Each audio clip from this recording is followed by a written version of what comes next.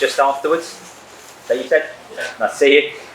Also, we've got Andy from the BBC as well. Go after that. Anything under immediate embargo we'll do at that point. We'll have a second embargo for the newspapers 10:30 p.m. this evening. A lot of faces, a lot of new faces. So if you can identify yourselves when you're asking your question, just so we know who we're talking to, don't appear rude. Cameras happy? We'll start with James. Good afternoon, Thomas. You said after the Watford game that this year's been a crazy season, but did that last-minute winner against Watford just show the strong mentality of the group you've got here at Brentford? I think it's a very good example. Thank you, James. I agree. I try to think about the more than 3.5 years I've been in charge here, that I don't think that we haven't had that many last-minute winners, and then we play our first season in Premier League and we have 3, which is remarkable for any team in the Premier League. But I think definitely when it's a newly promoted side, this group of players is a remarkable group. It's a culture that's been created within the group, help from me, the coaching staff, everyone involved as a staff member, because you can only create it together. I always say to the players that I can push together all the other staff members, the culture or the performance level up to 85-90%, but the last magical 10% is within the group, and that's about the right characters you have in the group, and these players are phenomenal. 3 victories in a row. Do you feel like you're pretty safe now from any possibility of relegation? I agree. I look at the table once in a while. I think it's not worth using too much time on that, because you can't change that. It's a snapshot, and then it changes next week and so on. I look at the performances, and the next game I was actually only thinking it was Erik's performance against Watford. So I hope we can perform even better against Tottenham. We want to focus on tomorrow and see what we can do and end as high as possible. Instead of thinking we are safe, we never talked about that the whole season. Only talked about next game and end as high as possible, and that's still the aim. And as you mentioned, Tottenham next. Antonio Conte was singing your praises yesterday. He described you as one of the managers of the season. What's that feel like to see such praise? Nice. I didn't know that. I'm actually not good enough to read the other press news. Chris needs to inform me once in a while. Of course, it's always nice to. I don't think I know one human being, if they're truly honest, that don't like to get a little bit of praise. So thank you, I can say to Antonio. I think we've done well. I agree on that. Like to do even more. And I can give a little bit praise back. As I said that before, I think Antonio is a fantastic manager, and definitely in the latest 10 years, one of the most successful and very clear in his philosophy and how he want to do things, and been winning a lot of titles and a lot of games. So looking forward to face him. Have you noticed how he's changed Tottenham since his arrival? Yeah, I think simple thing. I think the intensity of the game went up since he took over in the way they press, and then he's doing a classic Conte with his back 3 and wing backs. As then it depends on the types he got. Either he got, like, let's say in Inter or with the Italian national team, and he also started to try to do that he never did that in Chelsea, sorry. But if he got 3 midfielders and 2 good strikers, then he liked that formation, the 3-5-2. If not, if he got 2 good tens like he have in Heung and Kulsevski, then he plays in a 3-4-3. So the patterns are very clear, structured, but easier said than done to close it down. He also said in his conference that he would love to work with Christian again. Is that a concern, listening to that other managers are praising Christian and are potentially looking at working to him in the future? Because obviously, I know you want to keep him here at Brentford. Does that concern you, or is that just natural to hear that from another manager? The funny thing, what will happen if you say, no, I don't want to work with him? Do you think he would do that? No, I don't think he will. So, of course, he say that in many ways because obviously he enjoyed to work with him, and Christian is a fantastic player. But I know that I'll answer this question from now to the end of the season, and hopefully we are ending signing him, or if you sign another club. It is what it is. I want to focus on now and try to prepare the team and Christian to the game, and hopefully make him flourish tomorrow and perform well and beat Tottenham. But I think we went into this with open eyes, and this is the outcome we hope for, that he performed fantastic and we perform well. And the other outcome is that we hope we continue after the summer. How's he feeling preparing for Tottenham? Is he looking forward to that? Is there an extra special bit for Christian to prove something maybe? Yeah, I don't know what to prove. I just think he literally just look forward to play Tottenham. He's a lot of old teammates, a lot of staff members he worked closely together with for 7 years of his life. This is where he went from being a very talented footballer in Ajax to be a world-class midfielder, one of the best midfielders in the Premier League. So, yeah, maybe it's not me that needs to answer that question. He probably needs to answer that himself, but most likely, and I know he enjoyed the time there. So, but I know one thing, he looking forward to see them, but he want to do the very best to try to beat them. Of course, he want to compete. Finally from me, yesterday Manchester United announced that Eriksen is going to be taking over next season. I just wanted to ask you what you made of that appointment. Is he a manager you admire, and are you looking forward to going up against him next season? I think it's looking from the outside, look like an interesting appointment. It's maybe not for me to say. I've only been here in the Premier League for a year, but I would like to welcome him in the Premier League. I expect and think he'll do a good job. I think he's done a very good job at Ajax. What impressed me the most was his recent results I know they went out to Benfica, but in general the result they did with Ajax and lost, funny enough, to Tottenham a few years ago in a crazy semi-final. That is very impressive. So hopefully he can help Man United. Okay. Hi Thomas. Hi. Hi Seb. Another question on Christian Eriksen. Antonio Conte mentioned that when Eriksen first arrived at Milan, he didn't play much at the start because it took time for him to adapt to a different midfield position, because he was used to playing as a number 10 at Tottenham. What do you think is his main strength? What's the best position he needs to play? Is it the position you're playing him in now, or do you think he's still got that variety?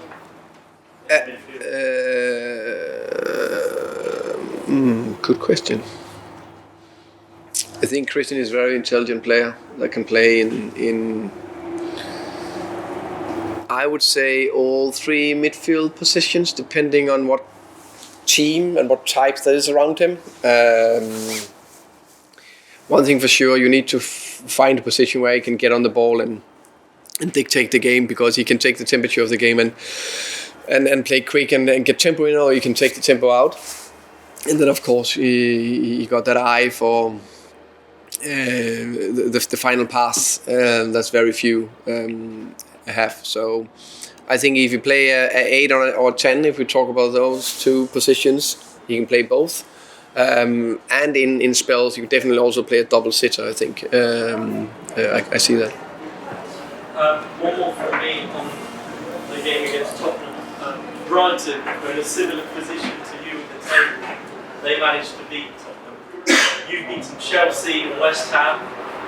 Brighton have beaten Arsenal and Tottenham. Do you feel like these teams like Brentford and Brighton that have nothing much to play for really now, do you think like you've got this natural instinct in your squad to go and disrupt that race for the top 4 at the top? In terms of do you want to perform, or? Yeah, is it something maybe the players think of when they're playing one of these top 4 teams? Do they feel like maybe they want to, there's an extra determination to kind of... Understand, yeah. For me, no matter who we face in the Premier League, we should be bang on it. And maybe if you've been here for 10 years, then maybe you drop your. You shouldn't do that, but your focus on no matter who if you play a lower level team, whatever.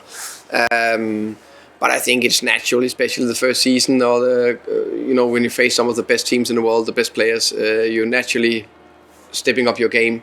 I can say for us tomorrow, I expect what we've done the whole season actually, especially at home, coming out, flying, and in spells. I know we will dominate in spells. Even that is in 2 minutes or 5 minutes or 10 minutes. I know we will. Hopefully with some aggressive, high pressure, and hopefully also can control a little bit on the ball. So we look very much forward to it. Andy, TBC. Hi, Andy. As mentioned there, you've had some amazing London derby results this season with Arsenal, Chelsea, West Ham. What would it mean to add Tottenham to that list? Get a win over Spurs.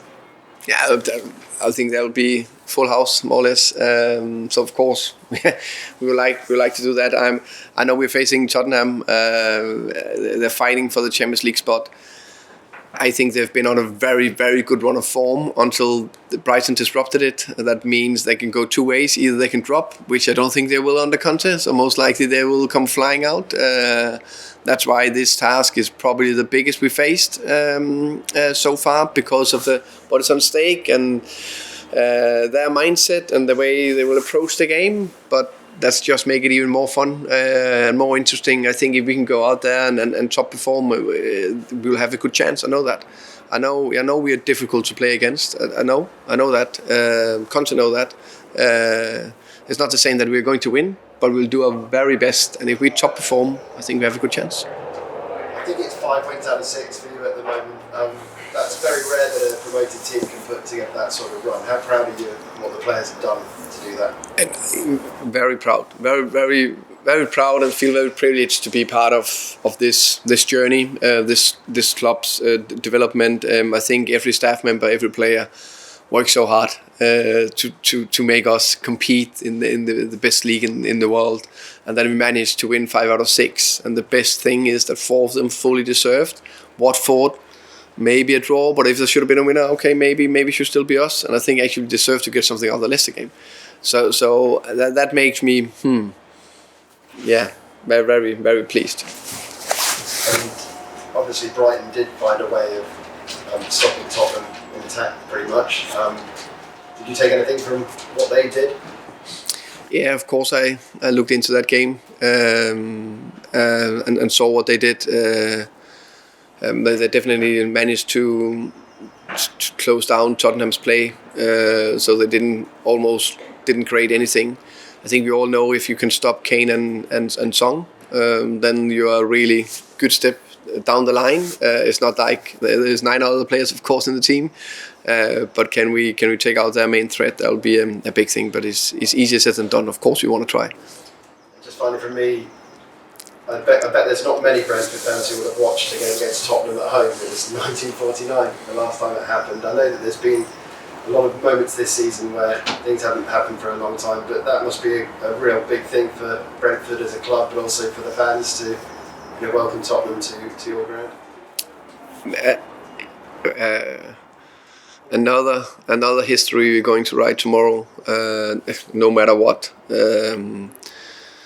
And yeah, I know I repeat myself, but I feel really privileged to be part of this journey where we are facing top teams and we are competing. And imagine we could add another chapter in terms of a win against Tottenham. That will be absolutely remarkable. And one thing is for sure, we'll be on it and we'll do our very best to win.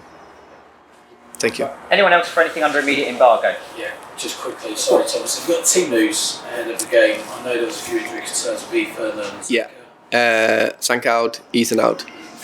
Yeah. And how long do you think they expect them to be? Zanka rest of season. Ethan hopefully only a couple of weeks. So that means I think United will be borderline, but let's see. And any other concerns at all? What was it? Sergi was out last week. He's still out, unfortunately. Still out? Yeah, still out. Yeah, hamstring. Yeah. Okay. Thank you. Sure. Hi, Sean. So Brentford and Spurs are probably the two teams in the league who have benefited most from January signings. Sales with Eriksen, Spurs with Kulsevski and Bentacur. Obviously, we talked a lot here about Christian's impact, and we spoke a little bit about how Conte has changed Spurs. What have you made of Kulsevski and Bentacur at Spurs? What do you think their changes can brought to the side?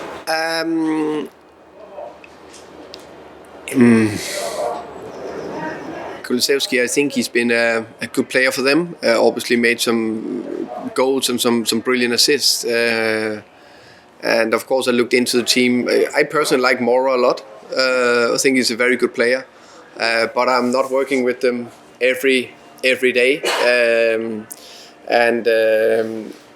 Obviously Kulsevski have stepped into the team and I think with being a left footer, also the way you want to play with balls around the corner and coming from the right, going inside, give another thing, and maybe he just trust him better or more in what he want. I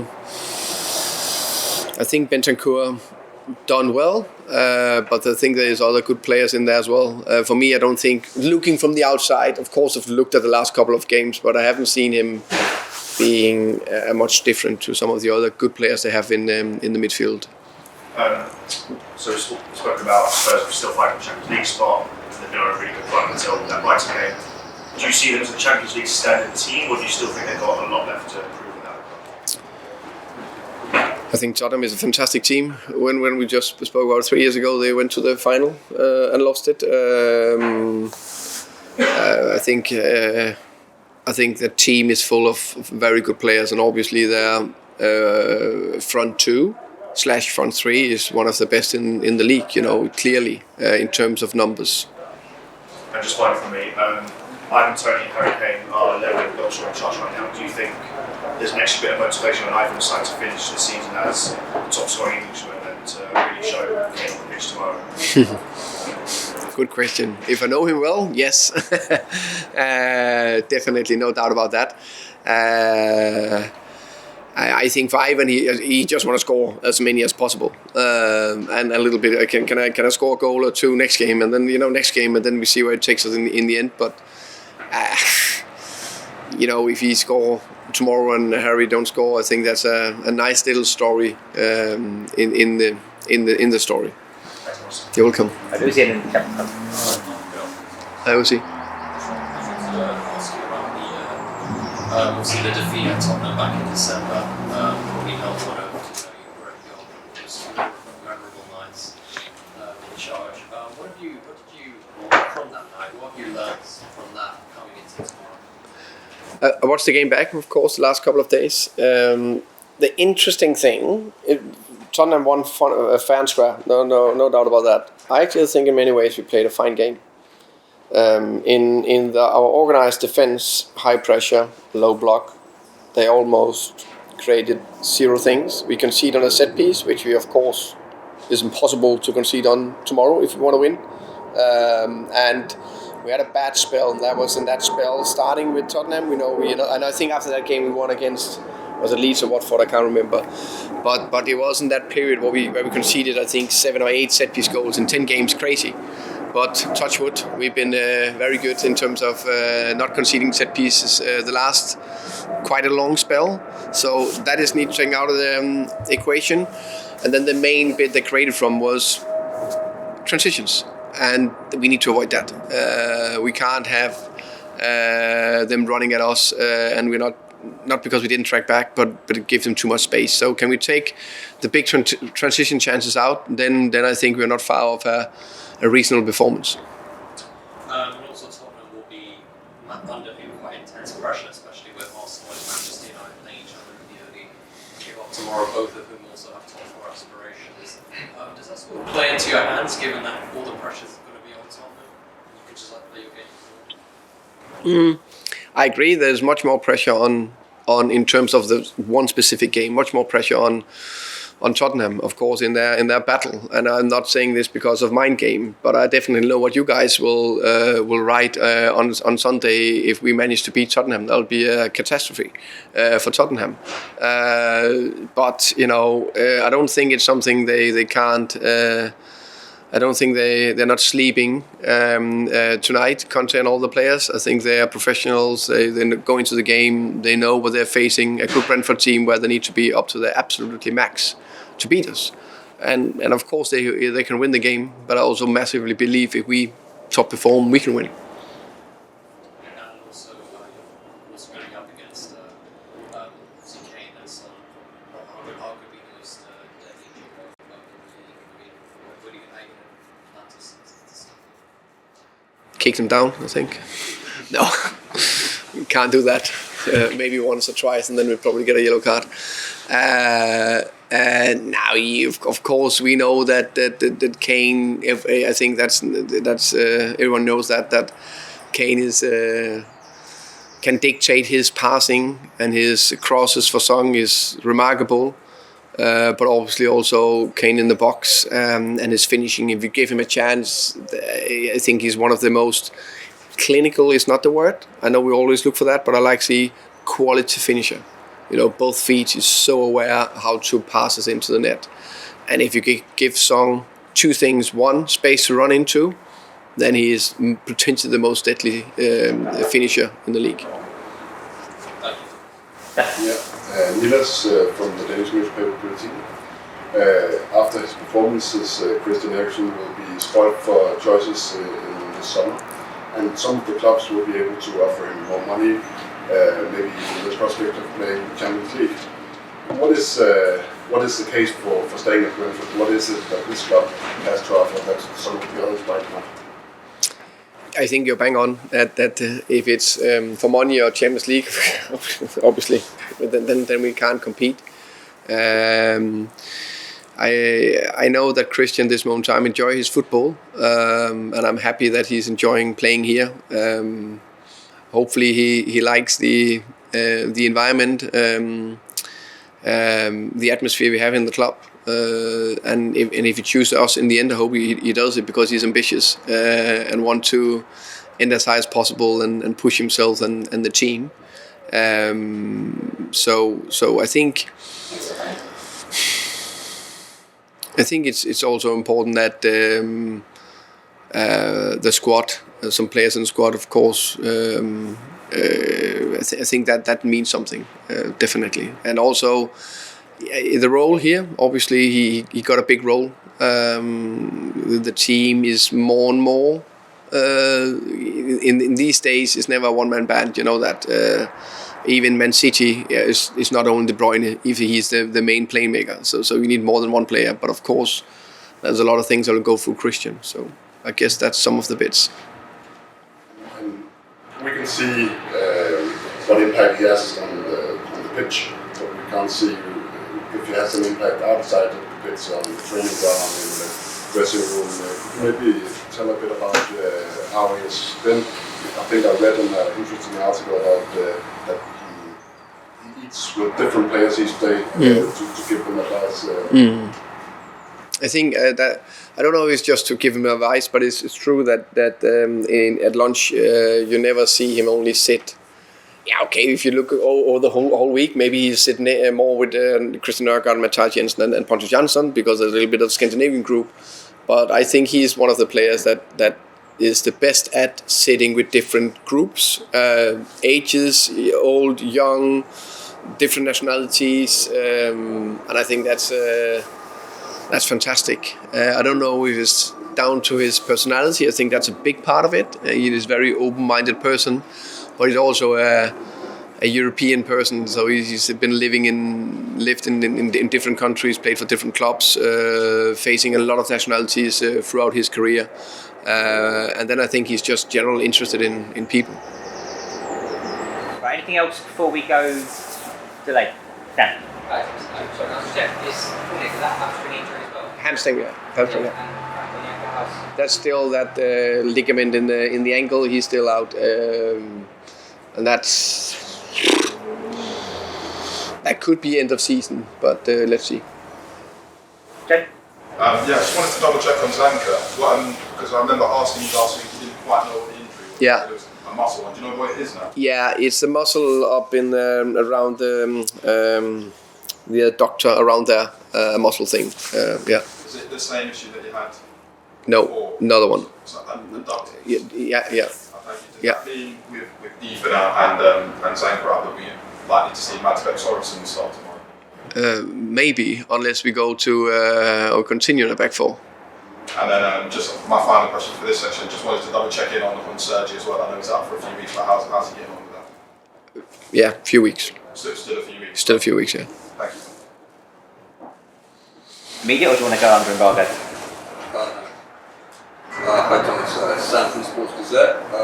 This is your fourth possessive London derby. You've won the last three. What do you think your success in London derby is down to this season? That's a good question. A little bit of coincidence, I think. I think we hit that good form for various reasons. A couple of things. No injuries to key players. I think that's been big. And I think also we've been quite consistent in performances throughout the season. And now we just hit that run where all the good performers actually going into good results as well.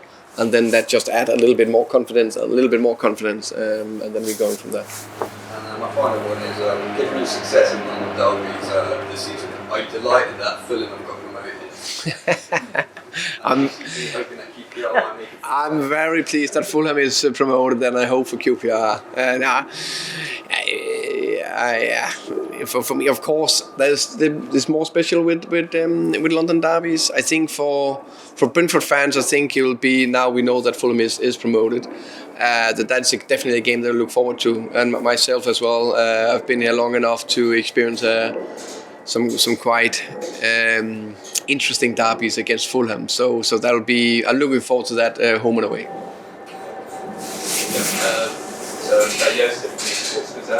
You mentioned earlier about how you need to stop transitions when you're facing Tottenham. In particular, how do you plan on in particular stopping those transitions? Where do you see the root of that in that Tottenham side? There's no doubt that there's different kind of transitions. I think if we are attacking high, then we'll have worked a lot on what I call rest defending, how we lock on to our opponents, but always a +1. Then there's these more little bit in the middle of the pitch open play situations where if we lose the ball there's just only one thing: drop, get under, so we not get played through too early, too mainly Song. So I would say those are the two big transition threat we've been working on to avoid. Right, so everything now. Yeah, come on. Please. You mentioned that one of the elements to convince Eriksen to stay would be the ambition. Can you just tell us where you set your ambition as soon as next season? I hope he is ambitious. Okay. I hope he is ambitious if he chose us. But that means if he's ambitious, that means you're expecting Brentford to do better in the next few seasons. Yes. So where do you see yourself as soon as next season? Yeah, let me finish this season first. Then I'll speak about that afterwards. But I hope, honestly, like we've done all the years, we can hope we can add extra layers. I'm very aware that next season can be a fight for relegation. It can be a fight for top half. It can be you never know. I think the difference between number 20 up to 8, 7 is like this. So I think everything is possible.